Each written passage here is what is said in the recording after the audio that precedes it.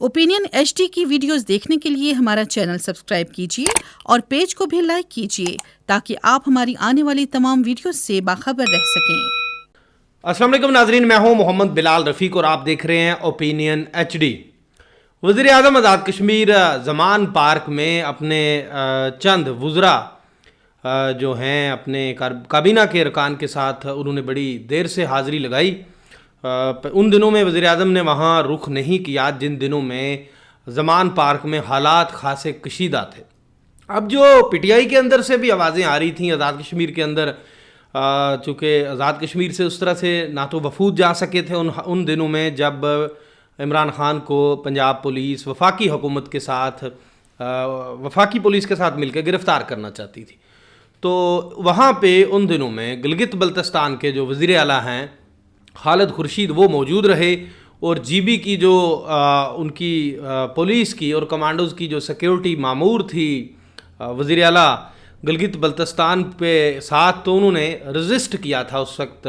अब ये भी कहा जा रहा है कि जब उस वक्त जब पंजाब पुलिस और इस्लामाबाद की पुलिस ज़मान पार्क में इमरान ख़ान की रहायशगाह के अंदर दाखिल हो गई थी, उनको गिरफ़्तार करने के लिए बिल्कुल करीब पहुंच चुकी थी, तो वहाँ पे उस वक्त जो गिलगित बल्तिस्तान पुलिस के अफसरान और जवान थे उन्होंने असलहा तान लिया था पुलिस पर जो गिरफ़्तार करने गई थी उनको, और दोनों फोर्सेस आमने सामने आ गई थी।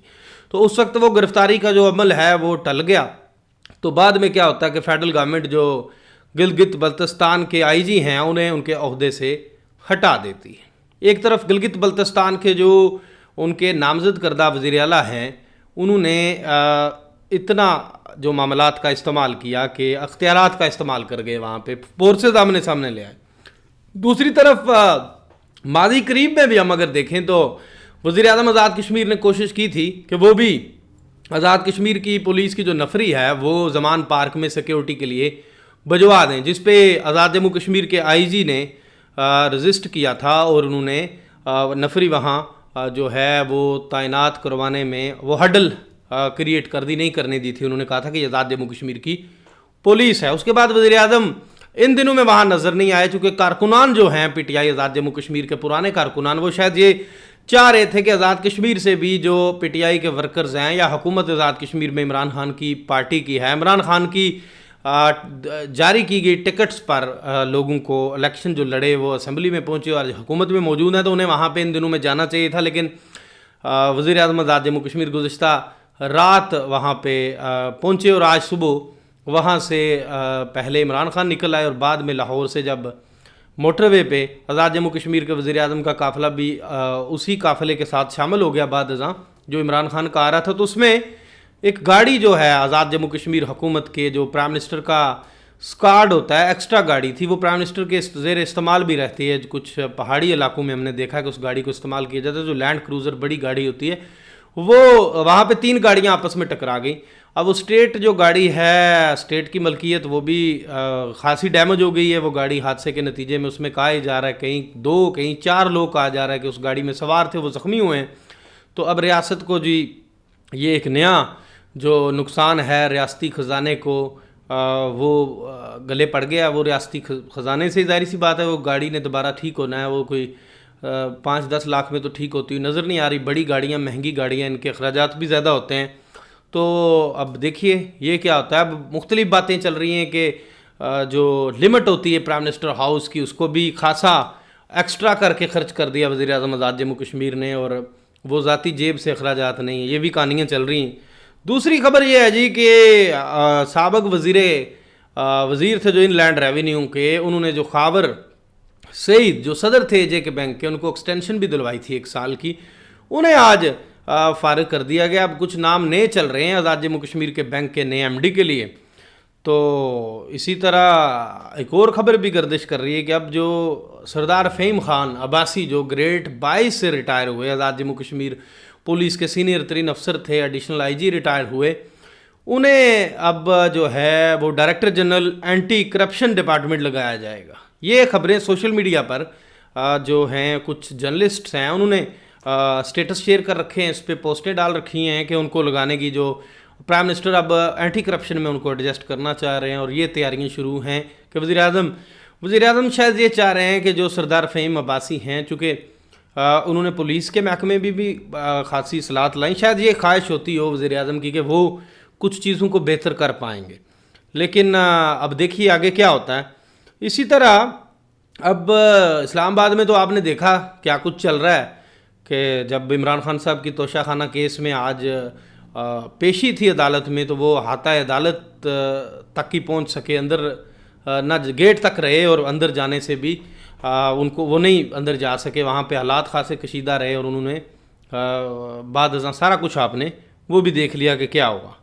अब एक और बड़ा अहम मामला आपके साथ आज डिस्कस करने जा रहा हूँ कि वज़ीर आज़म आज़ाद कश्मीर अक्सर व बेशतर अब ब्यूरोक्रेसी के जो तज़किरे करते हुए नज़र आते हैं कि अभी हाल ही में उन्होंने बड़े ऐलानात फरमाए कि वो डाटे इकट्ठे करवा रहे हैं ब्यूरोक्रेसी के, अब एहतसाब शुरू हो जाएगा आज़ाद कश्मीर के अंदर ब्यूरोक्रेसी का। वो ब्यूरोक्रेट्स जिन्होंने आमदन से ज़ायद असासे बना रखे हैं, या जो हुकूमती मामलात में मुदाखलत करते हैं या हुकूमत के जो अमूर हैं, हुकूमती अमूर, उनको चलने नहीं देते हैं, उन ब्यूरोक्रेट्स के ख़िलाफ़ एहतसाब ब्यूरो ने पता नहीं छानबीन शुरू कर दी है। अब वज़ीर आज़म जो है हुकूमत रेफरेंस भिजवाएगी, वो तो चले अपनी एक सतह का काम है, वो पता नहीं कब होगा नहीं होगा। क्योंकि माजी में अगर देखा जाए तो वज़ीर आज़म ने जो सरकारी गाड़ियों का जो बेदरेग इस्तेमाल किया जाता है, इस पर भी एक कमेटी बनाई थी। इसी तरह खासे अहकामात देते रहे वज़ीर आज़म, लेकिन उनके नतायज उस तरह से सामने नहीं आए। इसी जो सियासी लोग हैं वो इस जो मूव है वज़ीर आज़म की, ये जो आखिरी मूव है, इसको भी कोई उस तरह से संजीदा नहीं लेते नज़र आ रहे हैं।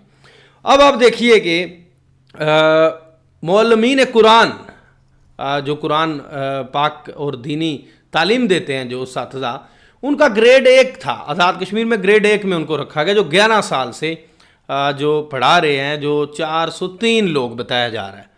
अब माजी करीब में अगर आप जाएं, ये छोटी सी क्लिप देखिएगा कि वज़ीर आज़म ने जब आप दीदा हो गए थे कि ब्यूरोक्रेसी जो है वो रोड़े अटकाती है, काम नहीं करती, तो मैं छोड़ूंगा नहीं। उसके बाद उससे पहले और बाद में क्या हुआ, पहले ये वीडियो क्लिप देखिएगा। ऐसा लानती निज़ाम है हमारा। इफ्तिखार साहब कह रहे हैं कि ऊपर से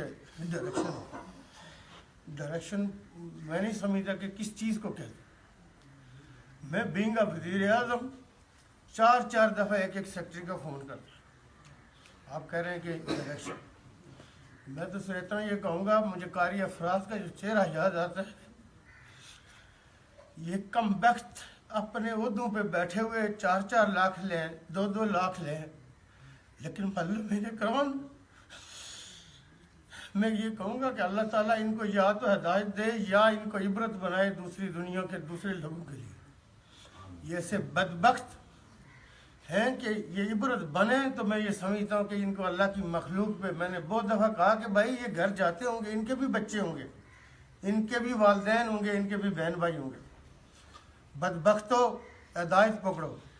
मैंने 2-3 दफ़ा आर्डर भी जारी किए। मैं उस किस्म का बेबस वज़ीर आज़म नहीं, मैं जूते भी मारना जानता हूँ। जी, वज़ीर आज़म आज़ाद जम्मू कश्मीर की ये आपदीदा होने की वीडियो और गुफ्तगू आपने सुनी।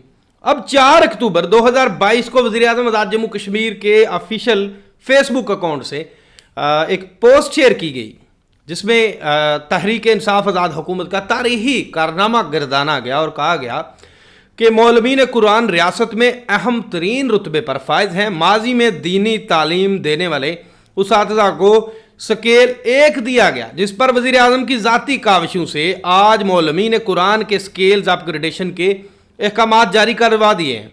मौलमीन कुरान को ग्रेड 7 दिया जाएगा, यानी स्केल 7 में उनको अपग्रेडेशन कर दी जाएगी उनकी।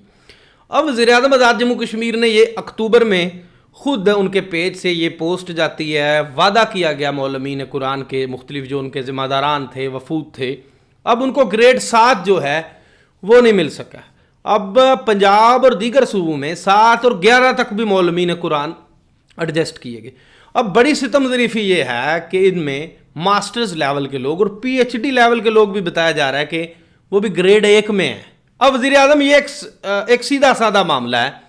अगर वज़ीर आज़म के अहकामात पे वही ब्यूरोक्रेसी है वो अमल दरामद नहीं कर रही, तो क्या वज़ीर आज़म ने क्या किया कि अब ये तो दूसरे अल्फाज में अगर देखा जाए ये तो हुक्म अदूली हो गई कि रियासत के चीफ एग्जीक्यूटिव अपनी ब्यूरोक्रेसी को यह हुक्म देते हैं कि इन पोस्टों को अपग्रेड किया जाए, और वो मामला उसको किस तरह से हुकूमत ने टैकल करना है, हुकूमत उसको टैकल नहीं कर पाई।